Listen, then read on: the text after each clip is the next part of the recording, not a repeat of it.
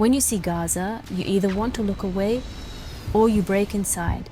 And right there you find out what you truly trust, Allah or the dunya.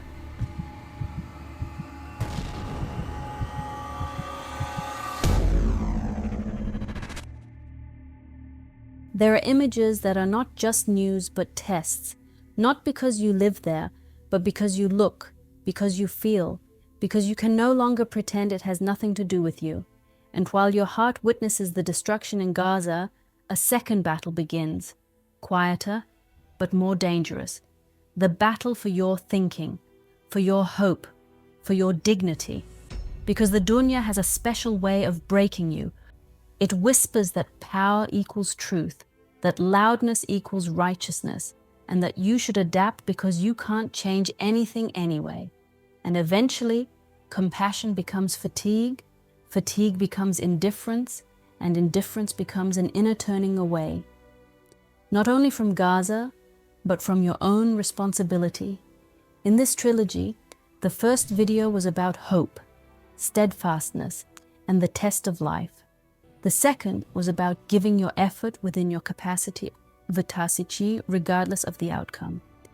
This third video brings the final piece with two foundations you cannot spiritually survive without in a time like this: Tawakkul, trust in Allah, and dignity. In Arabic, this dignity is called Izza, but from here on we'll simply say dignity, because that's the point, that your heart does not bend when the world screams. So the question today is clear. What happens to you when you see Gaza? Do you fall apart inside, or does your heart become firmer? Do you trust Allah or the dunya? Many people think trusting Allah is a calm phrase you say when everything is fine, but tawakkul doesn't show itself when the road is open. It shows itself when it's closed. Tawakkul is not the feeling that everything will work out. It is the certainty that Allah is good, even when you don't know what comes next. That's exactly why the story of Musa alayhi salam is so powerful. Picture this scene vividly, not as a distant story, but as a real moment. Musa stands with his people at the water. In front of them is the sea, and behind them is danger. The people panic because there seems to be no escape. And at the exact moment when the dunya would say, "This is the end," Musa says, "No, my Lord is with me. He will guide me." This is not optimism, this is tawakkul. And now comes the point that hits Gaza directly. Many of us look at Gaza and think deep inside, how can this ever end? How can life ever rise again from this ash?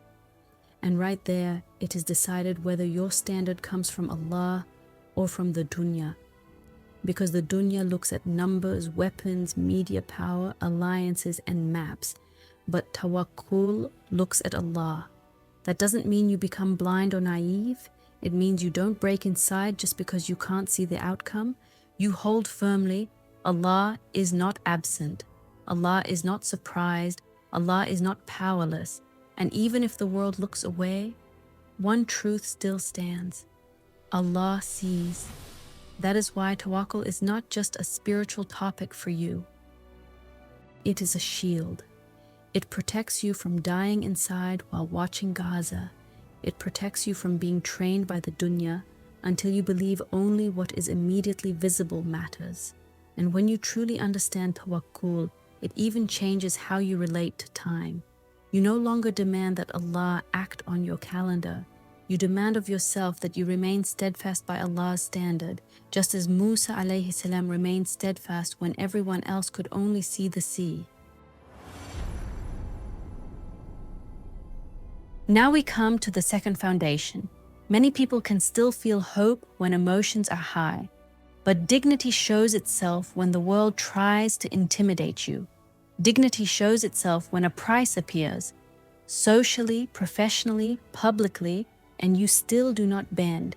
And here is one of the greatest lies of the dunya. It wants you to believe dignity belongs to the powerful, that dignity belongs to those who define the story, who are louder, who can smear you. But the Qur'an flips this logic. It teaches that honor and dignity do not belong to the loud, but to Allah, and that Allah grants it to whom He wills. The Qur'an makes this meaning clear when it states that dignity belongs to Allah, His Messenger, and the believers, and when you let that sink into your heart, you understand something immense. Dignity is not dependent on whether the world praises you.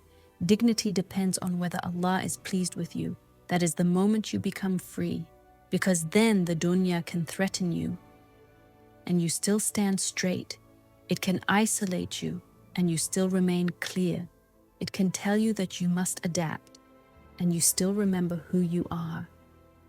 Gaza shows us this dignity like a mirror, not because suffering is beautiful, but because you see people who may be broken outwardly and still stand inwardly. And that scene confronts you with an honest question. If people under rubble can still carry dignity, why do I sell mine while I'm safe? And here is what you must understand. Dignity does not mean you become cold. Dignity means you cannot be bought. Dignity means your heart stays soft, but your spine stays firm. Dignity means you are not driven by narratives, but by truth. And that is why dignity is not just a personality trait. It is Iman in motion. Because when you say, I will speak the truth even if it costs me, that is not politics, that is worship. It means you are choosing Allah's pleasure over people's approval and truth over comfort.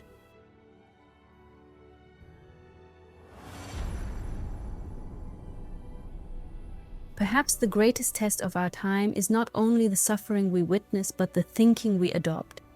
Many people are no longer dependent on Allah. They are dependent on signals.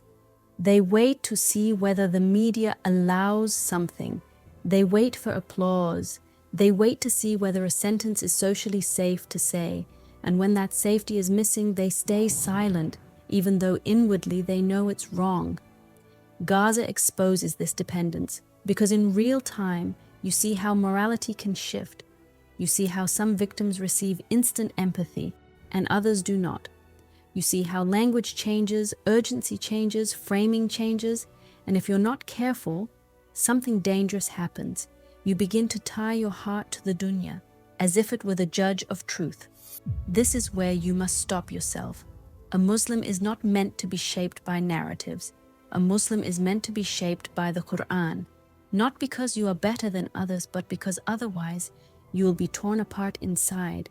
Either you become cold to protect yourself, or you become so angry that you lose yourself.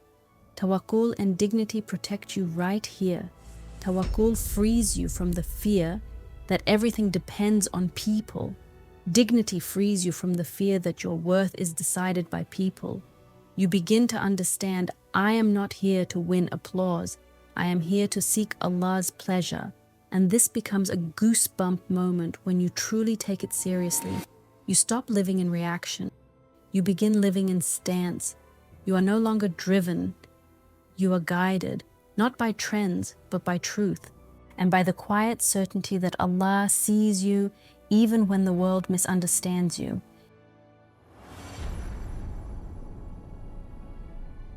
Now comes the balance many misunderstand. Some people hear trust in Allah and think it means then I do nothing. But tawakkul was never passivity. It was never indifference. Tawakkul means you do what you can and you leave the results to Allah.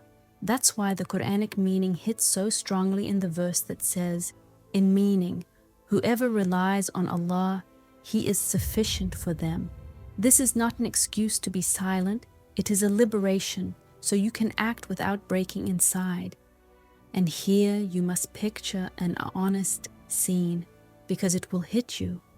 Imagine you stand before Allah one day and you want to say, I could do nothing. And Allah asks you, could you truly do nothing? Or did you simply refuse to pay a price? Could you really not speak? Or were you afraid of being smeared? Could you really not stand? Or were you afraid doors in the dunya would close? And yes, it may have consequences. People may avoid you. You may feel disadvantages. You may lose something in the dunya. But this is where dignity returns. You were not created to settle into this world as if it were eternal. You were created to meet Allah. And when you forget that, you end up doing anything to save your dunya, even at the cost of your soul. So tawakkul becomes an inner calm while you still stand upright. You speak because it is right, not because it is popular. You give because it is good, not because it looks effective. You remain steadfast because Allah sees, not because people applaud. And if you bind your heart to Allah through all of this, you become free. You are no longer driven by success. You are carried by truthfulness. You can say, Ya Allah, I did my best, not because I was certain to win, but because I was certain you see. And that certainty steadies your chest when people mock you, silence you, or misunderstand you. It keeps your intentions clean so you don't act for applause and you don't stop out of fear. It reminds you that the outcome is not your burden. Your burden is sincerity, effort, and a heart that refuses to betray the truth.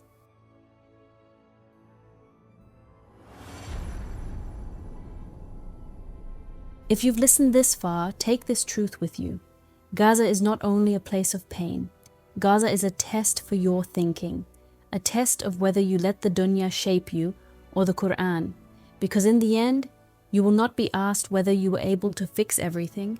You will be asked where you stood. You will not be asked whether you controlled the world.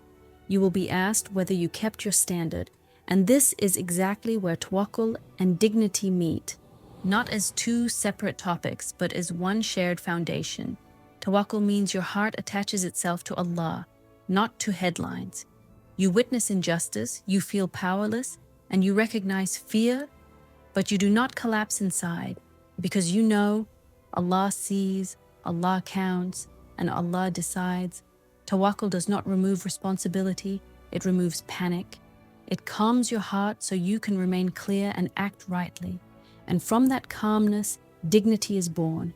And dignity is not loudness. Dignity is steadiness. It is that inner state where you cannot be bought, cannot be intimidated, and cannot be bent, even when the dunya signals that truth has become too expensive. Dignity means you are not chasing the respect of people, but the pleasure of Allah. So if you truly live tawakkul, you stop depending on whether the world feels with you or not. And if you truly carry dignity, you do not fall silent just because it is easier. Tawakkul protects your heart from fading.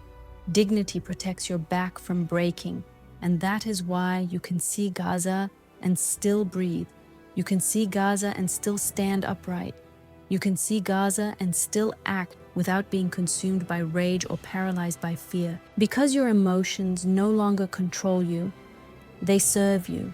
Because your pain becomes purpose, and your purpose becomes worship. And because when you move with tawakkul and dignity, you don't just survive the test, you come out of it closer to Allah. So, if the world tries to convince you that you are powerless, remember that Musa alayhi salam stood at the sea while everyone else saw only the end, and yet he knew, my Lord is with me, and he will guide me. That is how you must stand today. Not naive, not blind, and not passive, but with iman, with tawakkul, and with dignity. Because Allah writes the outcomes, but you choose your stance.